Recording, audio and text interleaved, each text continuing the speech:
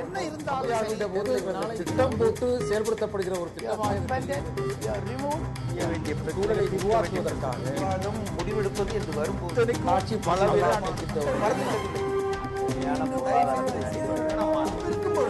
எதிர்த்து பேசிட்டு இன்றைய நேர்பட பேசு விவாதத்தின் மைய கருத்தான கேபிள் நிறுவனங்களின் உரிமத்தை ரத்து செய்து மத்திய அரசு வெளியிட்டிருக்கக்கூடிய ஆணை என்பது சட்ட ரீதியானதா அல்லது பழி வாங்கக்கூடிய செயலா என்று கேட்டிருந்தோம். சட்ட ரீதியானது என்று 69% நேயர்களும், பழிவாங்கும் செயல் என்று 31% நேயர்களும் கருத்து தெரிவித்திருக்கிறார்கள். அந்த நேயர்களுக்கு நன்றி. திருஷேகர், கர்நாடகத்தில் நீங்க தமிழ்நாட்டில் அந்த நோக்கத்தை அரசு கேபிள் எட்டவில்லைன்னு சொல்றீங்க. ஆனால் தமிழ்நாட்டை பார்த்து கர்நாடகத்தினுடைய இன்ஃபர்மேஷன் அமைச்சர் ரோஷன் பெய்க் சொல்றார், இவங்க அந்த மாநிலத்தில் 400 ரூபாய் வசூல் செய்கிறார்கள், 300 ரூபாய் வசூல் செய்யறாங்க, இதனால நுகர்வோருக்கு கடுமையான பாதிப்பு ஏற்படுகிறது. இதனால் நாங்கள் தமிழ்நாட்டை போல நாங்களும் ஒரு அரசு கேபிள் மாதிரி அரசாங்கத்தின் சார்பிலே கர்நாடகத்தில் நாங்கள் தொடங்குவோம், அதன் மூலமாக மக்களுக்கு குறைஞ்ச விலையில தருவோம் அப்படின்னு தமிழ்நாடு மாடலை பின்பற்றி செய்ய போறோம்னு சொல்றாங்க. ஆனா நீங்க இந்த மாடல் இங்க சரியா வேலை செய்யலன்னு சொல்றீங்க. அதாவது ஒரு 25 வருஷங்களுக்கு முன்னால இந்த கேபிள் டிவியை ஒரு வீடியோ கேசட் ஒளிபரப்பின் மூலம் கேபிள் டிவி ஆபரேட்டர்கள் சொந்த முதலீட்டில் ஆரம்பித்தாங்க.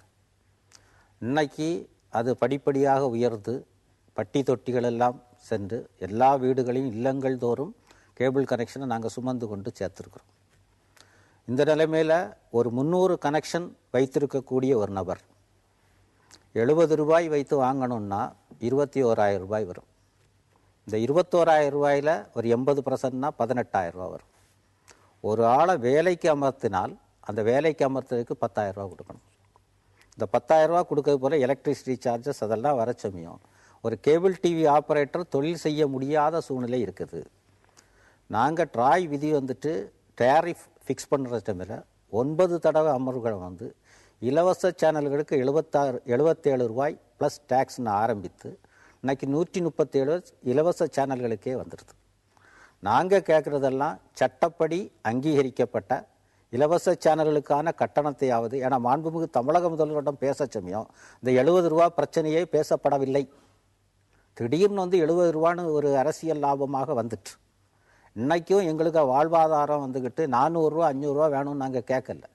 இலவச சேனல்களுக்கு கொடுக்கக்கூடிய அந்த 130 ரூபாயை எங்களுக்கு பெற்று தந்தாலே போதுமானது. கட்டண உயர்வை நீங்க கட்டண உயர்வை கோரும். சரி, கர்நாடகம் இந்த மாடலை பின்பற்றினாலும் இது 70 ரூபான்றதுல கட்டண உயர்வு தான் உங்களுடைய கோரிக்கையாக இருக்கு. கட்டண உயர்வுங்கிறது எங்களுக்கு 400 ரூபா, அவங்க சொல்ற மாதிரி கேரளாவை மாதிரி 275 ரூபாயோ அப்படி நாங்க கேட்கவே இல்லை.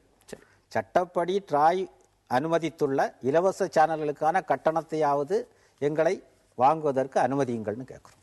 மணி, இவர் ஏகபோகம் பற்றி நம்ம முதல்ல பேசணும். ட்ராயுடைய ஒரு கருத்து, அதே கட்சிகள் ஏன் தொலைக்காட்சி நடத்தக்கூடாது, டிஸ்ட்ரிபியூஷன் இருக்கக்கூடாது, அரசாங்கம் இருக்கக்கூடாதுன்னு சொல்றப்ப அந்த ட்ராயுடைய பரிந்துரை, அதனுடைய தலைவர் ராஜீவ் குல்லர் கடந்த ஆகஸ்ட் 13ஆம் தேதி கொடுத்திருக்கக்கூடிய பரிந்துரையில கூட ஒரு அரசாங்கத்து நிறுவனத்தை நீங்க அனுமதிச்சீங்கன்னா, அந்த ஊடகத்துறையில் அனுமதிச்சீங்கன்னா அவங்களுடைய ஆதிக்கம் என்பது அதிகமா ஆனா அது ஜனநாயகத்துக்கு பெரும் கேடா முடியும் அப்படின்ற ஒரு கருத்தை சொல்றாங்க.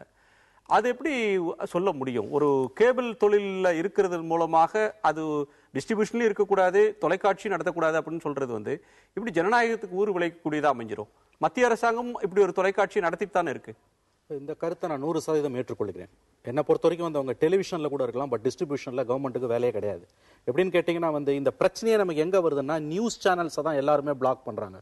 ஜெனரல் சேனல்ஸை பத்தி யாருக்குமே கவலை கிடையாது. இப்போ தமிழ்நாட்டில் இருக்கக்கூடிய ஒரு பிரத்யேகமான நிலைமை என்ன தோணுச்சுன்னா, இப்போ ஃப்ரம் ஃப்ரையிங் பான் டு ஃபயர்மா, அதை பேய்கிட்ட தப்பிச்சு பிசாசு கிட்ட மாட்டிக்கிற மாதிரி ரொம்ப கொச்சையா சொல்றதுன்னா, அந்த மாதிரி ஏகபோகம் என்பது அரசு தான் மிகப்பெரிய ஏகபோகம். என்ன கேட்டீங்கன்னா, லெவல் பிளேயிங் ஃபீல்டு நீங்க சொல்லும் பொழுது இன்றைக்கு இந்த பிரச்சனையே ஜெனரல் சேனல்ஸை பத்தி யாருக்கும் கவலை கிடையாது.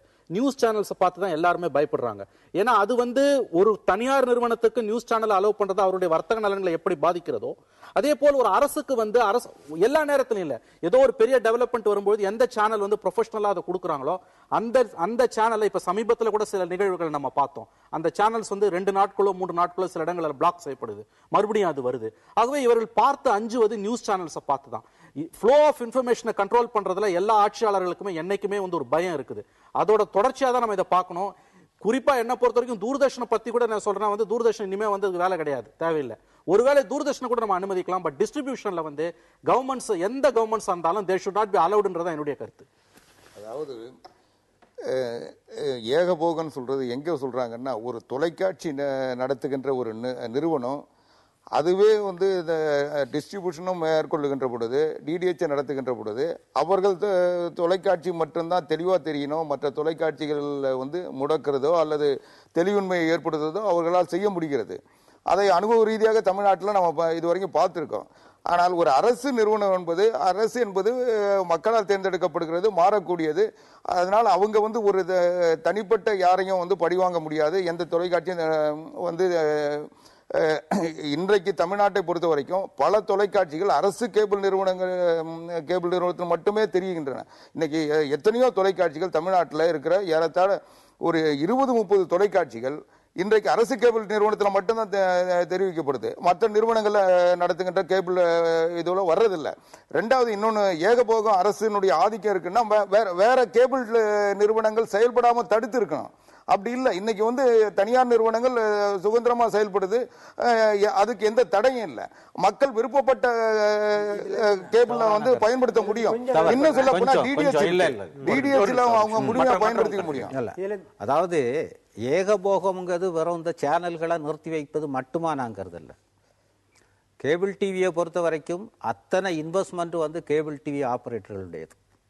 அரசு கேபிள் கார்பரேஷன் ஆரம்பித்த போது அத்த 3 மாதம் அட்வான்ஸை வாங்கி தான் அரசு கேபிள் டிவி கார்பரேஷன் ஆரம்பிக்கப்பட்டது. இப்போ ஒரு லெட்டர் அனுப்பியிருக்காங்க, you have been collecting signals from TCA TV and தேர்வை providing cable to our subscribers. ரொம்ப தெளிவா சொல்றாங்க, எங்களுடைய சப்ஸ்கிரைபர்ஸ் சொன்னி. அரசாங்கத்துக்கிட்ட வந்து இந்த டிஸ்ட்ரிபியூஷன் உரிமை இருக்கும்போது நேரடியாக வந்து அது தொந்தரவு இல்லைன்னா கூட மறைமுகமான பல தொந்தரவுகள் இருக்கிறதுக்கான வாய்ப்பு இருக்குது, சாத்தியக்கூறு இருக்குது. ஏன்னா சில சேனல்களை வந்து அவங்க டிஸ்ட்ரிபியூட் பண்ணாமல் இருக்கலாம், சில சேனல்களை ஓவராக டிஸ்ட்ரிபியூட் பண்ணலாம். இந்த மாதிரி ஒரு விஷயம் அரசாங்கம் வந்து 5 ஆண்டுகளுக்கு ஒரு முறை மாறக்கூடியதாக இருந்தால் கூட அவங்க இருக்கிற வயதிலையும் அரசாங்கம் வந்து அரசாங்கமே நடத்துறதில்லை, அதிகாரிகள் மூலமாக நடத்தப்படும் போது கண்டிப்பாக அதனுடைய ஏதாவது ஒரு பயசான ஒரு தன்மை அங்க வெளிப்படுறதுக்கான வாய்ப்பு இருக்குது. சரி, கடந்து செல்லலாம். இல்ல, தனியார்கிட்டயும் அந்த குறைபாடு வருமே. இன்னைக்கு வந்து டிராயினுடைய ரெக்கமெண்டேஷன் பாத்தீங்கன்னா, ஒரு அரசியல் கட்சியோ அரசியல் தலைவரோ அரசியல் பிரமுகரோ நடத்தக்கூடாதுன்னு இருக்கு. அதையெல்லாம் வந்து கடைபிடிக்காத நிலையில அதையெல்லாம் கடைபிடிக்காத நிலையில ஒரு மத்திய அமைச்சர் அந்த துறையினுடைய அமைச்சராக இருப்பவருடைய சகோதர நிறுவனங்கள் இயங்கு அனுமதிக்கின்ற நாட்டில் ஒரு நிமிடம் ஒரு ஊடகவியல் பேராசிரியர் அப்படின்ற ஒரு அடிப்படையில தமிழ்நாட்டில் மட்டும்தான், சென்னையில மட்டும்தான் பெருநகரங்கள் எல்லாவற்றிலும் டிஜிட்டைசேஷன்ன்றது நடந்து விட்டது, டிஜிட்டல் மயமாகி தெரிகின்றன. ஒரு சாதாரண இதுல 400 சேனல் வரையிலும் பார்க்கலாம், 300 சேனல் வரையிலும் தரமான ஒளிபரப்பை டிஜிட்டல் மயமானால் காணலாம் அப்படின்ற ஒரு சொல்லப்படுகிறது. அதற்கான காலக்கெடு என்பது சென்னையில் மட்டும் நிறைவேறாமல் தள்ளிக்கொண்டே போகிறது. குறைந்த கட்டணத்துல அதிக சேனலை பார்க்கிற வாய்ப்பு சென்னை நேயர்களுக்கு மட்டும் ஏன் கிடைக்க மாட்டேங்குது? இப்ப இந்தியாவில் 42 நகரங்களுக்கு இது போயிடுச்சு, இந்த தாஸ் என்று சொல்லப்படுகிறது.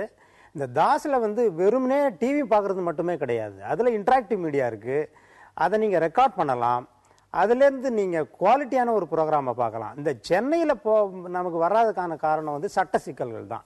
நிறைய கேஸ்கள் ஃபைல் பண்ணப்பட்டன போன ஆட்சியில். அதனால் அந்த ட்ராயோட எந்த ஒரு நடவடிக்கையும் இம்ப்ளிமெண்ட் பண்ணுறதுக்கான முட்டுக்கட்டைகள் நிறைய போடப்பட்டன. இந்த முட்டுக்கட்டையினுடைய காரணமாக தான் சென்னை வாசிகளுக்கு மட்டுமே இந்த உரிமை மறுக்கப்பட்டிருக்கிறது. இந்தியாவில் எல்லாருமே டிஜிட்டல் இப்போ பார்த்துட்டு இருக்கிற இந்த காலகட்டத்தில் சென்னை வாசிகளுக்கு 63% சென்னை வாசிகளுக்கு தான் இது ரீச் ஆயிருக்கு. மும்பை மற்ற இடங்கள்லாம் 84, 92 அப்படி போயிட்டு இருக்கு.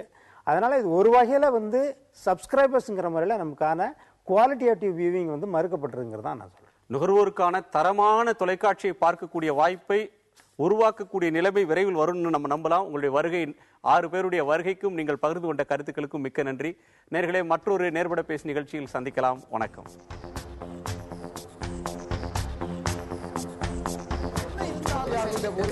திட்டம் போட்டு செயல்படுத்தப்படுகிற ஒரு திட்டமாக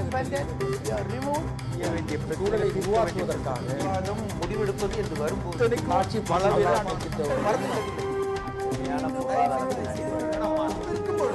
எதிர்த்து பேசிட்டு